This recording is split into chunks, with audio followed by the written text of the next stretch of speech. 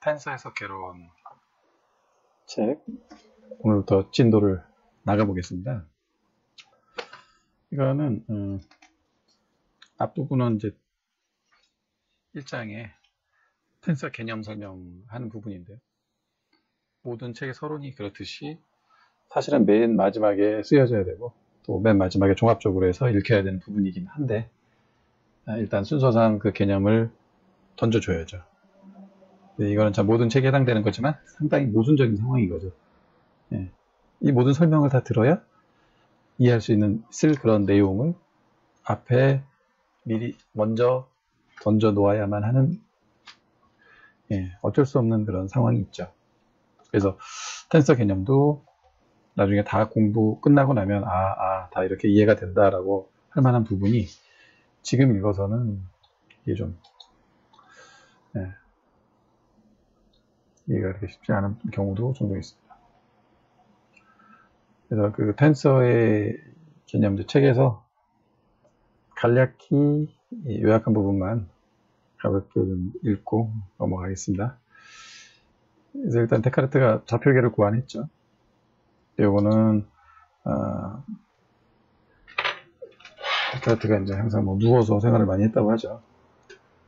몸이 약골이었는지 천성이 게을렀는지 그래서 누워서 천정의 파리를 보다가 저 파리의 위치를 x, y 좌표를 통해서 표현해야 되겠다 이런 생각을 했다는데 대단한 인물이에요. 그래서 데카르트는 좌표계를 선사했고 인류에 뉴턴은 이 좌표계 위에다가 미분 적분 개념을 추가 그래가지고 이 결합으로 인해서 철학자의 상상과 추측에 머물러 있던 우주 만물과 자연법칙이 숫자와 좌표계로 다시 태어나게 되었다. 그냥 이제 썰로만 떠들던 게 수학의 세계로 이제 들어온 거죠. 이 두 분의 영향으로.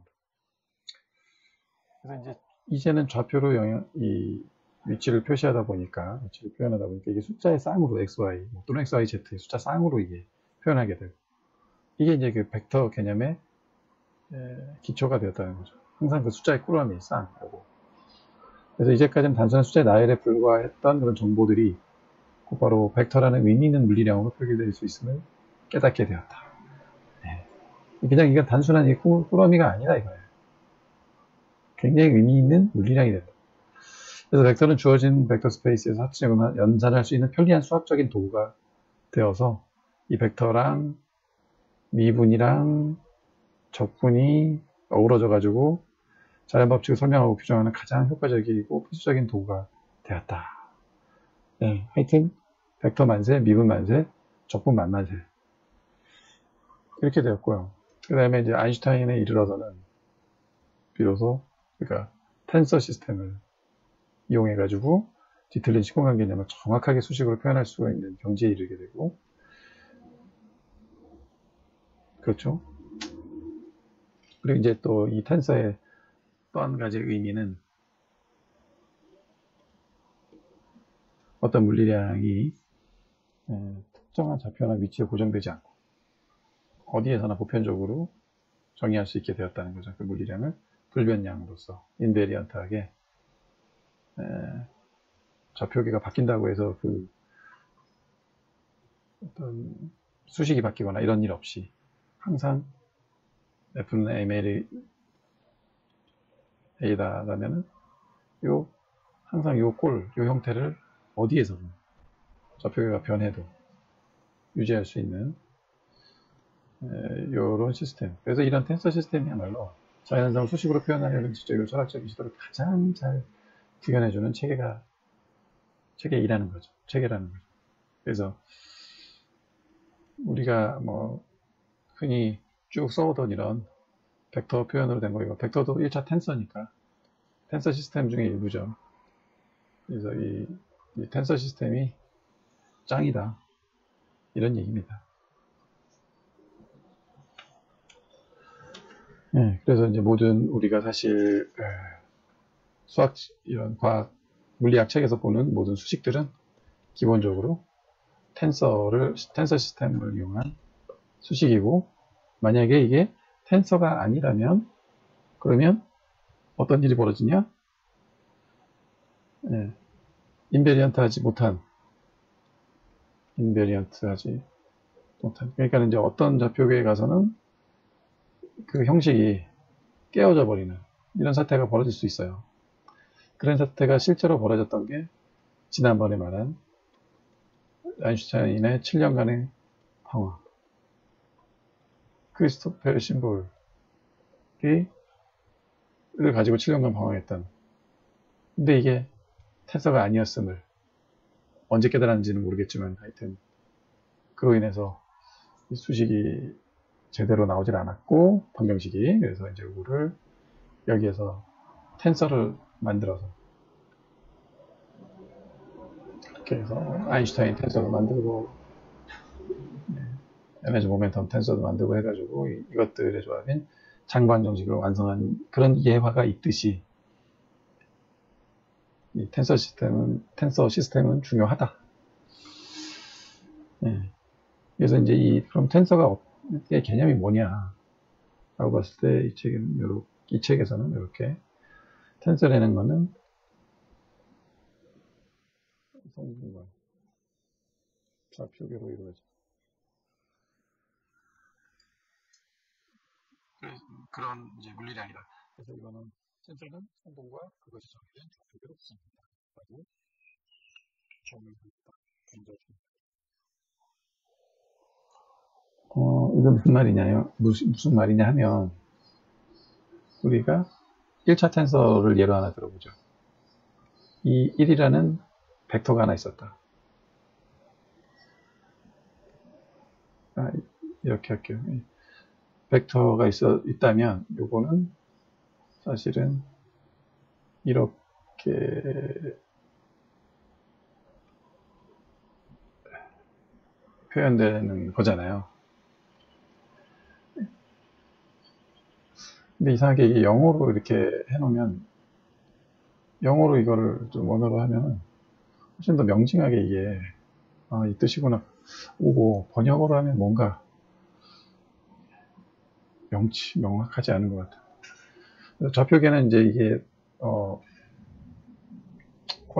coordinate인데, 이제 사실은 이게 이 좌표계라고 쓴 게 이게 기저를 같은 내용이거든요. 베이시스. 그래서 이렇게 컴포넌트하고 베이시스로 이루어져 있다. 이게 컴포넌트, 이게 베이시스. 이렇게 돼 있다는 거죠. 그리고 이게 이제 인베리언트하다는 말은 여기에서 더 밀고 나가보자면은, 이거는 예를 들어서 좌표계가 만약에 바뀌었다고 치면, 그 베이시스가 바뀌었다고 치면, 그래서 이 텐서가 성분하고 기저 좌표계로 이루어졌다는 말을 다시 한번 우리가 이제 이렇게 두 가지로 구성이 되어 있다는 이 이야기가 바로 불변성, 그러니까 인베리언트한 좌표계가 변해도 일정한 형태를 유지하는 것과 관련이 많습니다.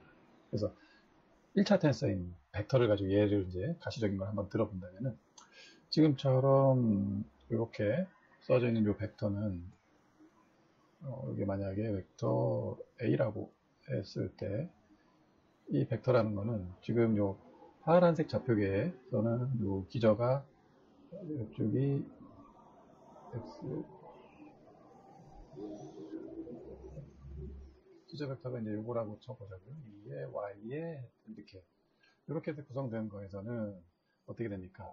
요 2에 X, 요 기저 두 개, 그 두 배인 벡터와 Y, 요 벡터 한 개를 이제 더해서 덧셈해가지고 평행사변의 도처에 의해서 형성된 게 이제 요 벡터, 즉 1차 텐서죠.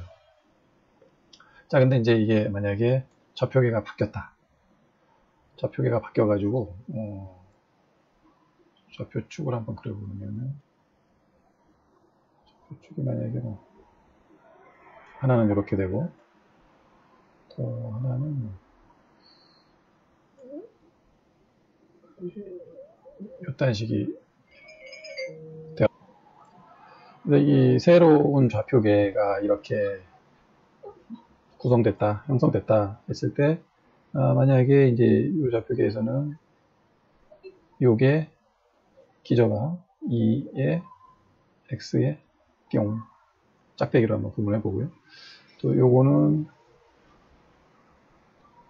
2에 y에 짝대기라고 했을 때, 그랬을 때 이 a 벡터는 요 빨간색 좌표계에서는 대략 요 x 쪽으로는 한 2개 정도, 2.5개 정도 갔다고 해보죠. 네. 2.5개 2의 x 짝대기 기저 더하기 그 다음에 요 y쪽 기저로는 하나 둘 한 3개 정도 갔다고 봅시다. 예, 네, 이렇게 된다는 거죠. 그러면은 요 위에 거는 써질 때 요런 순서상으로 써지고 아래 거는 2.5 3 뭐 요런 식으로 써질 텐데 요거는 좌표계가 달라지면서 요 성분 컴포넌트가 달라졌죠. 컴포넌트가 달라졌어요. 그래서 이 삼각형에서 비유를 해보자면은 이 삼각형에서 요 처음에 요렇게 성분이 요 정도를 요 정도 모양이었다면은 요 바뀐 좌표계선 성분이 요런 모양. 근데 다만 지금 기저가 또 바뀌었잖아요. 그래서 기저가 여기에서는 요놈 요 좌표계 기저 요놈이 요런 모양. 해서 둘이 합치면 요런 삼각형. 요 아래에서도 요놈이 기저가 되면서 요 기저 모양이 요런 식으로 만약에 이제 바뀌었다. 근데 이제 이게 아구가 맞으니까 짝을 이뤄서 결국은 똑같은 삼각형을 표현한다. 즉 여기에서 보면 요 까만 요 벡터 자체는 좌표계가 변해도 변하지 않고 일정하게 유지가 되는 건 인베리언트한 거예요. 그 삼각형으로 비유를 했죠. 근데 바뀐 건 뭐냐? 기저가 바뀌면서 성분이 그에 따라서 바뀌는 거죠. 여기도 마찬가지. 예. 기저가 이게 바뀌니까 성분이 바뀐 거죠. 그래서 텐서의 이 중요한 성질, 인베리언트한 성질이 이것 때문에 물리학자들은 벡터를 써서 방정식을 만든다는 거죠. 수식을 만들고 만약에 여기에 텐서를 가지고 우리가 요리를 하려고 했는데 뭐 이걸 뭐 미분하고 적분하고 하다 보니까는 항이 몇 개가 딱 생기면서 텐서가 아닌 경우도 생길 수 있어요. 이거를 그러면은 여기에 텐서가 아닌 게 끼어들면 그러면 이 수식은 인베리언트한 성질을 무시하지 못합니다. 실패해요. 그래서 이 수식은 쓸 수가 없어요. 그럼 어떻게든 이거를 해결해야 됩니다. 그 과정이 계속 누차 얘기하는 크리스토펠 심볼 요게 발생이 됩니다. 요게 미분하면서 항이 하나 더 추가적으로 생겼는데 그게 크리스토펠 심볼 관련이었고 그게 텐서가 아니다 보니까는 7년간 고생을 했던 거죠. 그래서 이제 물리학에서는 이 텐서로 수식을 만들고 그 인베리언트한 성질을 유지하는 게 이게 어디에서나 다 동일한 수식이 적용되는 그런 아주 아이디어한 상태가 됩니다. 물론 여기까지고요. 물론 지금 이런 기저들 간에 기저가 바뀌었잖아요. 이 기저들 간의 관계는 있어요. 그죠? 어떤 관계? 이 기저를 어떻게 지지고 볶으면 이게 되는가? 또 이걸 어떻게 지지고 볶고하면은 이렇게 되는가? 이렇게 단순하지만은 않아요. 무슨 말이냐면은 얘하고 얘를 같이 지지고 볶아서 이게 요소가 들어가서 이게 되고 얘도 좀 두 가지 요소들이 적절하게 배합해가지고 보통 이렇게 바뀌는 경우가 많은데 여하튼지 간에 둘 사이에 바뀐 좌표계에 대해서는 이 기저들 간의 관계가 있고요. 또 그걸 활용하면은 성분이 어떻게 변하는지도 우리가 계산을 해낼 수 있고 그렇습니다. 그래서 큰 틀을 이렇게 봐주시면 돼요. 큰 틀은 다시 한번 정리를 하자면 큰 틀은 요 벡터 그러니까 이거는 어떤 예를 들면 자연 현상이라고 치죠. 자연 현상에서 이 벡터 자체는 변하지 않아요. 우리가 보는 관점에 따라서 이게 변합니까? 안 변하죠. 양자역학 얘기는 하지 마시고 하여튼 안 변해요. 얘는 그대로인데 관점을 하늘색 관점으로 볼 거냐 빨간색 관점으로 볼 거냐는 그냥 그 관점 좌표계만 바뀐 것에 따름이지 실제적으로 이 벡터 자체, 텐서 자체는 변하지 않는다. 인베리언트하다. 그래서 그거를 다만 하늘색 짝대기로 그었을 때는 이 1이라는 우리가 그런 성분을 구할 수 있고, 그 다음에 빨간색 좌표계로 치자면은 2.53이라는 이런 성분을 우리가 얻는 거죠. 그리고 거기에 따른 기전은 당연히도 그거에 따라서 딱 맞게 되고, 이 둘을 잘 합치면 무조건 똑같은 벡터 A 벡터 요 사실은 변하지 않는다. 이제 요게 텐서에서는 아주 소중한 그런 가장 큰 장점이면서 가장 소중한 성질입니다. 네. 그리고 뭐 이제 8페이지에는 카르테시안 좌표계, 그러니까 직교 좌표계에 대해서 거기서 쓰이는 텐서는 뭐 카르테시안 텐서라고 한다고 하는데, 예, 읽어보시면 알고요. 그 다음에 이제 나오는 거는 가장 텐서 중에서 가장 기초적인 거는 아무래도 벡터니까 벡터를 그 예로 해서 텐서에 이제 접근을 하는 거죠. 근데 뭐 이미 다 알고 있는 거라 뭐 그다지 새로울 건 없습니다. 예제를 그냥 차라리 보는 게 낫겠어요. 10페이지에. 그래서 O와 P 두 점 사이를 잇는 직선 OP의 벡터 U를 정의하고 그 크기를 계산하라. 뭐 이거는 너무 쉽죠. 그래서 벡터 U는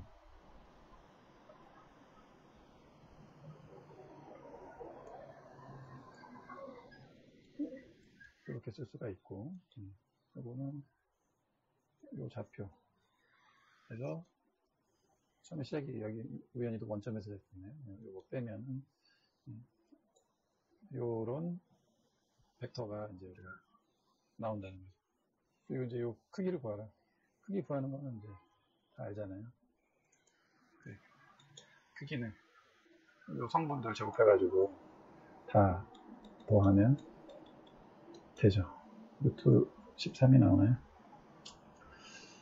너무 기본적인 거지만 이 크기를 왜 이렇게 구하는지 성분들을 무조건 다 제곱해가지고 더한 다음에 루트를 씌우는지 그거는 아시죠? 예.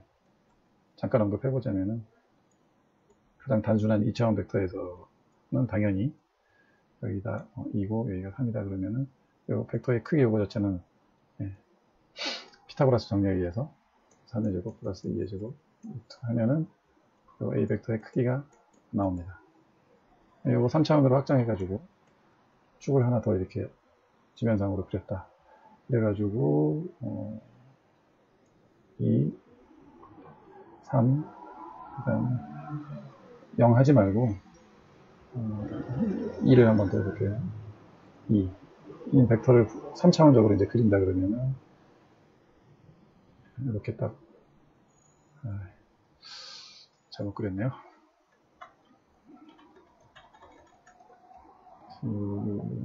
이렇게 그렸어야 되는데 2로 해본다. 그러면은 원점에서 2, 3, 2 이 포인트 3차원적인 이 포인트로 가는 벡터는 이렇게 그려질 거고, 그러면 요거는 크기를, 이 길이 크기를 어떻게 구할 거냐. 작전은 이거죠. 일단 요 크기를 먼저 밑면에 해당되는 대각선 크기를 먼저 구하고, 요 크기를 구하고, 그 다음에 요 세로 높이에 해당되는 게 2니까 그러면은 요 녹색 초록색의 요 길이가 나오죠. 이게 직각이니까. 그래서 요것과 요 피타고라스 정리에서 요것과 요거를 제곱한 거, 즉 2의 제곱 더하기 3의 제곱에 루트를 씌운 게 요 길이고, 그 다음에 요 길이를 제곱한 것과 높이, 여기 2였죠 아까? 2의 제곱을 다시 루트를 한번 더 하면 여기 요 길이의 제곱이 나오는 거죠. 요 길이가 나오는 거죠. 우리가 구하고자 하는 3차원적인 A 벡터의 크기가 나오기 때문에 결국은 요거는 루트를 제곱한 거니까 그냥 그대로 나와서 성분들 3개를 제곱해서 더하면은 요 길이가 나옵니다. 다 아시는 거겠지만은 혹시 모르시는 분을 위해서 벡터의 크기는 1에서 피타고라스 정리를 2번 적용하면 그렇게 나온다. 예, 그렇습니다. 11페이지에는 불변성, 인베리언트한 성질이 중요한 이유가 뭐냐, 예, 말로 쭉 설명해놨네요. 근데 여러 번 해서 이거는 그래서 보면은 이 인베리언트한 거는 크게는 위치 이동에 대해서 불변성이 유지가 되고 또 회전 변환에 대해서도, 아까 제가 예를 든 거는 약간의 그 회전 변환 요소가 있는 거죠. 그런 회전 변환에 대해서도 인베리언트한 성질이 있다. 그거를 말로 이제 길게 설명한 거예요. 그래서 회전에 대한 불변성은 뭐 특별히 또 아이소트로피, 등방성이라고. 그래서 이 아이소트로피 개념도 등방성, 어느 방향으로나 이제 동일한 법칙이 적용된다, 동일하다. 요 개념도 나중에 이제 우주론 할 때에도 우리가 중요한 전제 하나로 씁니다. 그래서 우리가 우주론 계산할 때 아이소트로픽한 그런 상황을 가정을 하고, 우주는 아이소트로픽 할 거야. 그 가정하에 한번 내가 풀어볼게. 그래서 풀었더니 이거는 지금 자연계에서 일어나는 현상하고 아주 잘 맞네. 그런 식으로 해가지고 자꾸 정답에 점근해가는, 점점 근접해가는 그런 방식을 쓰죠. 그래서 14페이지에 이제 박스에 보면은 일반적으로 올바로 구성된 텐서 방정식은 좌표계에 대한 불변성, 그러니까 위치 이동이나 회전 이동이나 이런 것의 불변성을 만족시키는 성질을 가져야 한다. 그래서 이제 뭐 특수상대성 일어날 때에도 아인슈타인이 내건 전제 조건 두 가지가 있었죠. 첫 번째는 이제 광속은 항상 일정하다. 인베리언트. 그 다음에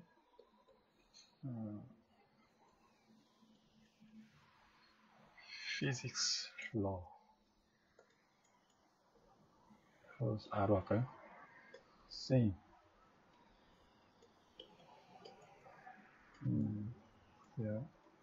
뭐가 빠졌을 수도 있는데 대략 뜻은 이렇습니다. 물리학 법칙이 어디에서나 동일하다. 어떻게 in their form, 그 형식에 있어서. 그래서 텐서 방정식으로 구성된 그 문양, 가장 이제 웬만한 거 써보자면 F나 MA 같은 이런 방정식의 문양이 항상 좌표계에 상관없이 일정하다.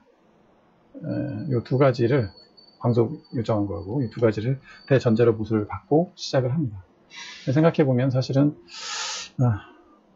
저게 꼭 저래야 되는가, 아닌 세계도 있을 수 있지 않은가 하는데, 여하튼 저 전제를 해서 했더니 현실하고 잘 부합한다. 그럼 땡이죠.